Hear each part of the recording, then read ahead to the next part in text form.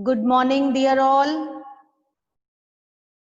Today we are going to do the topic speech writing. Okay, today's topic is speech writing. Okay, so basically, speeches are delivered in morning assembly sessions, uh, any particular occasion when you are the guest or when you are even the host, introductory speeches. So there are so many occasions when we deliver speeches. This is a writing section topic. Am I audible, dear children? Yes. So we were discussing about the speech writing. Now speeches, as I said, that they are written on many occasions. So we have in our syllabus, you can say speeches for morning assembly session. As head boys, as head girls, as deputies, vice head boys, captains of the houses, many occasions, class monitors, class representatives. You need to deliver speeches, and this is a skill. Delivering speech is a skill.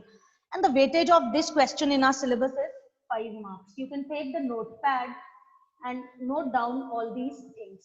1 mark is for layout, right? 2 marks are for content, and 2 marks for the expression. Okay, that is your accuracy, grammatical accuracy plus grammatical accuracy plus you can say one more thing, that is your use of words, your diction, the way you reflect your ideas. So that is expression, right? So accuracy and you can say diction also, right? So this way we move on further with the content, layout and expression. Now content is the body of the speech. Layout is the format of the speech. Let me share to make this topic more clear so that you can understand this topic, right? So let's begin with this.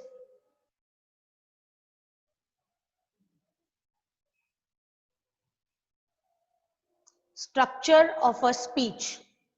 The structure of a speech includes introduction, body, and conclusion. Now, introduction is the opening of the speech, as the word indicates, introduction. So you introduce yourself, the occasion, that is introduction of the speech. Then body of the speech, as I said, 2 marks are for this. Then conclusion. This is the structure. What you are judged for, those 3 things I have written on the board. That is your format, layout, your content, what you have written as the main points, sub points, supporting points, and then expression, right? Accuracy plus correctness plus coherence plus connectivity, the use of words, the proper choice of words for the right sentence, that is all expression. So introduction. How to open a speech? Opening by addressing the members. Opening the speech by addressing the members present. You might have heard, good morning, respected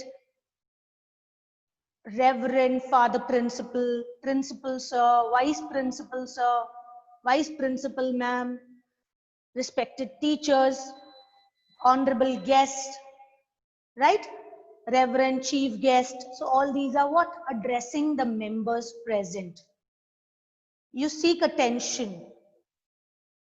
When you speak, you stand on the podium for delivery of a speech. When you speak, you seek attention. And there are various ways to seek that attention that we'll discuss in this class. Then first 20 to 30 words. Now because we are not delivering here the speech on the podium, but here we are learning to write a speech in the exam. So if it is the delivery on the stage, then it is first 20 seconds or 30 seconds or 40 seconds. Wait. Then if it is, suppose the answer that we are writing in the notepad, then first 2 to 3 lines can be used for addressing. Some quote if you have in mind, you can use that also. Then you can address the gathering. One may start with an anecdote, a reference to a well-known event, right, in media or from any historical event, statistical point including figures, numbers to support your ideas. All to concentrate on this point. All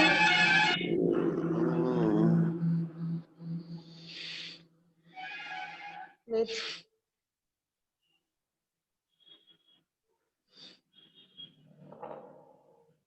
Now let me share the screen with you again, once again.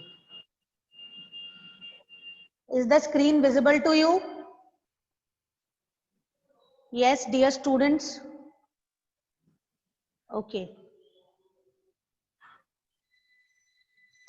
Yes. Now let us see this part, that is anecdote. Okay. So what is this? Anecdote. You start with a story. You start with a short story or a reference, any that you have heard to open your speech, well-known event that you have heard, or one can open a speech with a memorable statement also. Some quotations. What are these memorable statements, dear children? What are these memorable? Now clear? Now am I audible? Okay. Dear students, if I'll, mute you, you won't be able to even ask your queries. Okay. So please keep the disturbances off, dear children. Right? Now we were talking of the structure of a speech, moving on to the introduction as I explained you, right? That after introduction, we were on the body of the speech. Move on planned outline. Am I audible? Okay. Now, body must have at least 3 to 4 points related to the issue. Rhetorical questions may be used to emphasize the main points. Body must provide explanation with examples or details that can help elaborating the main idea or the issue. Now, moving on, the planned outline is very, very important. Body must have at least 3 to 4 points related to the issue. What are rhetorical questions? Let me explain you. The rhetorical questions are the questions that we put in our speeches. What are those questions? Don't you think we are responsible for this issue? This very disheartening issue. I need to ask to the audience. I need to ask to the fellow colleagues, fellow students. So these are rhetorical questions that we put to lay emphasis. After the, some questions in between, I said you must have 3 to 4 points. And in these points, you can put your rhetorical questions also. Body must provide explanation with examples or details that can help in elaborating the main idea or the issue. So support points, examples, clarity of thought and expression is very, very important. I'll share the example also, dear students. Include cohesive markers. What are these cohesive markers? When you use the connectors, connecting words, firstly, secondly, last but not least, finally, however, nevertheless. So we have these words to join our sentences and bring to, to a level that they come up as connectives, connected sentences. Now, these 2 slides that I shared with you, introduction, let me make a revision again. Opening by addressing the members present, seeking attention by greeting the audience, right? Then first 20 to 30 words can be used in this opening. One may start with an anecdote or a reference to a well-known event, historical event, anything that has happened in history. Statistical point: 1.35 billion people in the country, yet lot of suffering, lot of victimization. The largest country in terms of population and human resource. So largest country, 1.35 billion people. This is all statistical point. 75 years of independence, yet people suffering, right? In these 3 decades. So all these are statistical points which we can keep in mind, numbers, etc. Now the next slide I shared with you was of body of the speech. Move on the planned outline. Very good. We need to create an outline. Then body must have at least 3 to 4 points. How will you elaborate 100 to 120 words, 150 words? You must have an opening in 2 to 3 lines. You must have address, that connection, right? Then explanation with examples. Okay. And cohesive markers I've already shared. Conclusion, a powerful conclusion. I'm speaking on, say, for example, technology.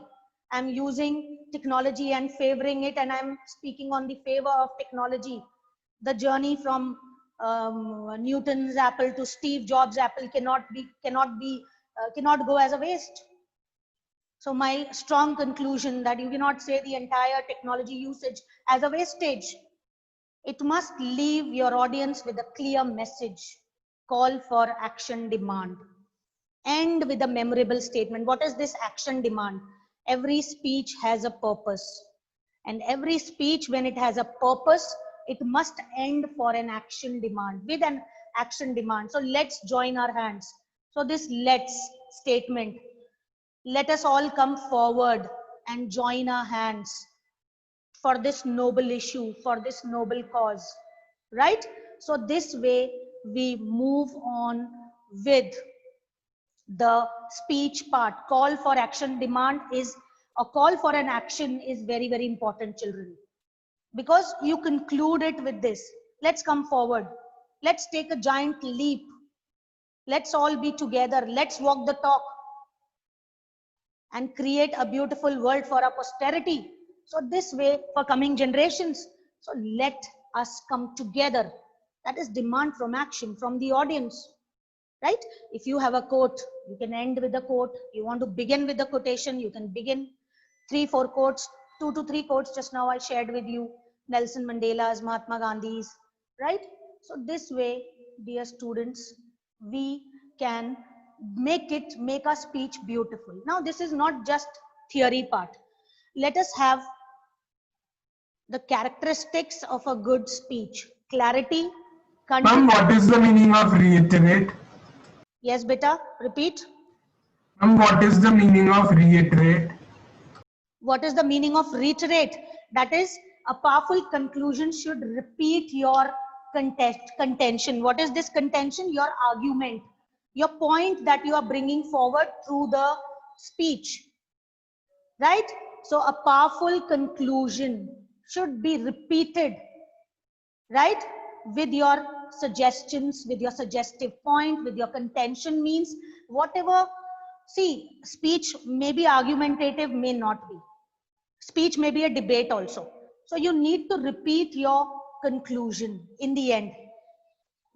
To repeat your contention means to repeat or reiterate your contention means to repeat your idea that you have shared throughout the speech. It must end with a clear message, then action demand. And now, shall I move further, beta? Shall I move further? Yes or no? Yes, ma'am. Okay. Now, clarity, continuity, variety, brevity, and impact. Your speech must be clear. Your speech must be continuous. Your speech must have variety. It should not be repetitive. You only have to again reintroduce or conclude, you can say, not reintroduce, but conclude your idea in the end without disturbing the variety of your points. First, second, thirdly, last but not least, consequently, right? In a nutshell, to sum up. So, and brevity, brief. Do not repeat the points. Don't make your speech or any writing piece topic from 150 to 300 words. That is, be brief. And impact. Your words must impact, influence the people, right? So let's revise. Determine the purpose. Select the main idea. Narrow down your topic into 3 to 4 points. gather, collect data and information, prepare introduction followed by the body with the main point and the supporting points, prepare a powerful conclusion, the final thought, sufficient to convey the message, right? Then demand for an action. As I said, last sentence, let's come together. So sample question. Write a speech in about 150 words on the topic importance of time management to be delivered in the morning assembly. You are Karuna, head boy, head girl of your school. I have taken this speech intentionally so that my students can learn simultaneously time management also. So, good morning everyone, respected principal sir, vice principal ma'am, respected teachers and my dear friends. Today, I, Karan of class 11th, class 12th, take this opportunity to express my views on time management. Now this beginning of 2 lines addressing good morning everyone. And then we picked up the special people of the gathering, that is principal sir, vice principal ma'am, respected teacher, my worthy friends. So what you can do is you can add your adjectives also here. Honorable principal sir, reverend father principal, reverend vice principal sir or ma'am, or vice principal father, father vice principal, like that. Then respected, revered, esteemed teachers, my worthy friends. So I've used some adjectives. This is a simple structure, but we can make it beautiful. We can make it embellished by our own skills. Today, Karan, this is bridging. I call it bridging. You're standing on the podium and on the stage or somewhere where you are delivering the speech and you are connecting with your audience. Why you are standing? You're taking this opportunity. So I take this opportunity to express my views on time management. Now you're coming to the body part. Time management is important for all of us, especially students, those who are appearing for board exams. The most precious possession we have with us is our time. We all must have heard of the famous saying, time and tide wait for none. Firstly, good time management leads us to a plan and organized, not only organize and plan our activities, but also our life. Also plan and schedule and organize our activities, but also our life. Secondly, it makes us efficient and proactive in our work. It reduces our anxiety and we find ourselves ready, a ready student, a ready scholar, a ready citizen, a better student, a better, best scholar. You can add some more points if you feel like in between. A good professional with attributes and understanding. It is not an exaggeration that poor time management will lead us to miss deadlines. You can make it to miss, not missed, to miss deadlines, inefficient workflow, and miserable feeling of being competent. So we miss deadlines, right? Then inefficiency because of poor management of time and miserable feeling. The best way to manage time is to stop procrastinating, stop blaming and saying, I will do it later. There's never better time than now. Now, when I said give a conclusion to your speech, so how will I give? One needs to understand and control the interruptions and judiciously manage time. If we cannot manage our time, the loss in the long run is going to be ours. It's going to be tremendous. It's going to be extremely high. Last but not least, we can manage our time by prioritizing our work and create realistic deadlines, focusing on one thing at a time. This is also one way to do the things efficiently. Eliminating distractions and stop telling lies to ourselves by not leaving the things for tomorrow. I would conclude with the words of Mendel Schneeson. This is the key to time management, to see the value of every moment. Dear students, this was just a sample speech to tell you what all has been discussed, right? So, I hope you have understood with this sample, with the layout part, content part and expression part. And one more thing, children, which I wanted to share with you is keep this small thing in your mind, that begin the speech with the anecdote, quote. The quote that we put in the end, we can put in the beginning also, anecdote or statistical point. So this, right, statistical point which I shared just now, but still to remind you, then first area, including the address to the members. Then second thing that you have to keep in mind, so that bridging part. I'm summarizing again for you, bridging. It is very, very important because you need to speak that what are you for. Then examples, illustration, body of the speech, as I said, that is the content part. So this body, the content must have all the points which you are having for that particular topic.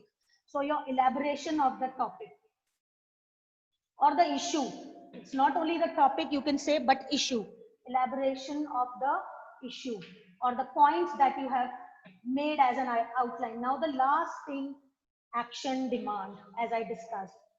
So conclusion will be strong, as we discussed. So these 4 points, if you remember, you can write a beautiful speech.